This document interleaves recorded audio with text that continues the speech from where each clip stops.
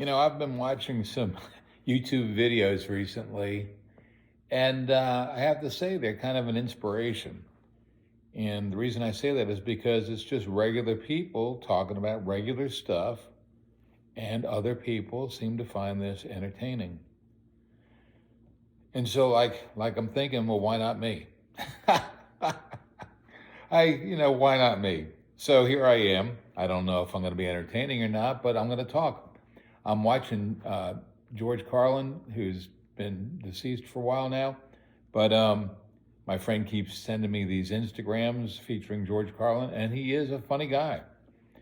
And at one time, the swear words that he used were highly offensive and probably banned from public use. But he broke that barrier, and he uses the heck out of them. And but he's also funny, and he's smart, and he's funny. And to me, that's what makes the difference. It isn't whether or not you use the F word profusely. It's a matter of, are you actually entertaining? So anyway, I'm moving on with this. Basically, I'm suddenly single. I've started the website or the blog because, married 46 years, which is really a hard number to swallow when you think about how young I am, 47. Uh, there you go. That was a good one. But it is, it's a big chunk of life, and it's been a wonderful chunk of life, and I thank God for it. I thank her for it and everything around me that made it possible. But, now that you're single, or now that I'm single, it's a new world, it's a new life, and you have to figure it out and kind of deal with it every day. And there's a lot of different things to deal with. And maybe the biggest thing that a lot of people are concerned about is loneliness. Are you going to die of loneliness? Well, so far, no. And I have to say this because the first few days, I was choking with loneliness, or I was just choking, I don't know. But I think there was a sense of shock. How could this happen? How did this happen? Why did this happen? Now what am I going to do? What's going to happen to my life? What's going to happen to me? And a good deal of my focus and purpose and reason for being, in a way, was my marriage, my life with my wife. And not every day was a holiday. We grew you don't want to say you grew in separate directions, but as time went on, I seemed to be becoming more physically active, and she became much less physically active. And so I accommodated or adjusted by going places by myself and then bringing her back something, So, for example, I'd go up to the Arboretum and walk Zeke around, and then I'd stop at a Greek restaurant and maybe get a beer and maybe a dinner to go or something, and I'd get her a coconut cake. It was coconut cake. And it was just delicious. It was wonderful, and she liked it, and it made me feel good. And so the essence of the whole process is to kind of keep doing stuff that kind of makes you feel good. And I figure what I've learned about myself is what makes me feel good is if I'm doing something for somebody else. It just makes me feel good. And so therefore I've said it's selfish, it's purely selfish. Well, there's other ways to be selfish, so maybe this is not one of the worst of them. But, back to this whole thing of loneliness, after those few days, week or so went by, the cloud kind of lifted. And it kind of lifted almost automatically. There was a part of me that was rationalizing it, saying, okay, this is not real. You're not choking, you're not suffocating, you're not dying, you're not, you're not broke, poor, all alone, although I did want to be alone to some extent to express my full level of grief. And, I was howling, I was crying, and that could happen any minute. But, the thing that I developed, this sense of whatever philosophy or theory that I developed was you kind of have an appetite for things. And just like everybody knows you have an appetite for food, and oh my God, I'm starved to death, I got to eat something. Then you get your plate of food, you start eating. About 5 minutes into it, oh my gosh, I'm stuffed. Can't eat another bite, I've had enough. Well, I think it's similar for other emotions and other things. And so grief is one of those. Grief and sadness, loneliness, even. You feel so sad, so lonely, so destitute that you feel like, oh my gosh, what's going to happen?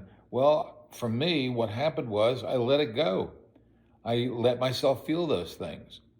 And then as I felt them, you reach a point of saturation. You reach a point where, okay, I'm done. I said this the other day, you cried your eyes out. And, there's a kind of a very truth to that, physical truth and emotional truth. You cry if that's how you feel to express it. And then after a while, you're done. After a while, there's just nothing left to do, to feel. And I think that's a good thing. And so rather than inhibit it, channel it, change it, control it, subdue it, just let it happen. Let it happen. And it happens. And then, you get through it, you get over it, and you move on. And you don't move on because somebody told you to move on or because, you need to get over it, you got to move on. No, you just automatically, I think, start to pursue other things. And for me, one of those things is doing this. So like I said, part of the inspiration for doing this, part of the big inspiration was my very best friend, female friend, the wife of my best friend from high school on through college, through young married life, middle-aged life. So she and I have remained friends for over 50 years. She's she's a chatterbox, she's a socialite, she's a talker. And so she said, let's do a, I can't remember the word, the blog. Let's do a podcast. So that's what we're doing. We're doing a podcast. And when it's she and I on the phone, we bounce back and forth with each other and we talk about stuff. We talk about our experiences with life, with the death of our spouse, with moving on, and that's what we're doing. And now today I'm doing it by myself. So essentially, there are no great words of wisdom that I or anybody else can really say. It is like the old joke, how many psychiatrists does it take to change a light bulb? Only one, but he has to want to do it. I don't know. Anyway, however the joke goes, there's a lot of truth to that too. You can't be changed by somebody else as much as you need to want to change yourself. And for myself, I don't want to be considered, oh, that's the guy whose wife died. I mean, there's an element of that, and it's certainly right away, that's the part of your identity. I'm the guy whose wife died. But as time goes on, that's not your only identity. You start to say, well, who am I? And, what am I going to do now? And I think this is the other element of death versus divorce. I think divorce would have been overwhelming. I truly do. And I'm really not trying to make comparisons or this is worse than that or better than this. But it comes down to, in a divorce, you are separating from each other. And it's a voluntary action. Well, one of you might be more aggressive about it than the other. But in any case, there's going to be a lot of hurt feelings, and there's going to be a lot of disruptive feelings and disruption to the family and to the kids. And all these things are very real. And there's always going to be that sense of, oh my God, can't we work this out? Can't we figure it out? When somebody passes away, once they've crossed over, the only thing left to work out is your own feelings. There's no rejection. She didn't leave me for another man or another reason or another thing. She left this earth. And it's sad, it's tragic, it's sad. But the point is, it's not personal. And I do think that makes the transition a little easier in the sense that, you're allowed to move on. Now, I've felt a little guilty for being happy. I found myself walking down the street during the recent hurricane and after the hurricane, of course. But, I was kind of meeting new people and doing stuff, and I felt very energized. And I said, I've never felt so happy. And then it dawned on me what I was saying. And I'm sure I have felt happier, Oh, that's my alarm. Alexa, stop the alarm. So, my point of all of this is I am venting, I am sharing, I'm going to send it out there. It's me, take it or leave it. But if you have stories and feelings that you're dealing with, deal with them, share them. Help yourself, help yourself.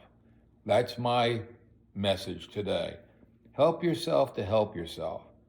Don't allow something to take over your life. Don't let that something become your identity. Allow yourself to find yourself in a new and better and stronger light. Until the next time, so long.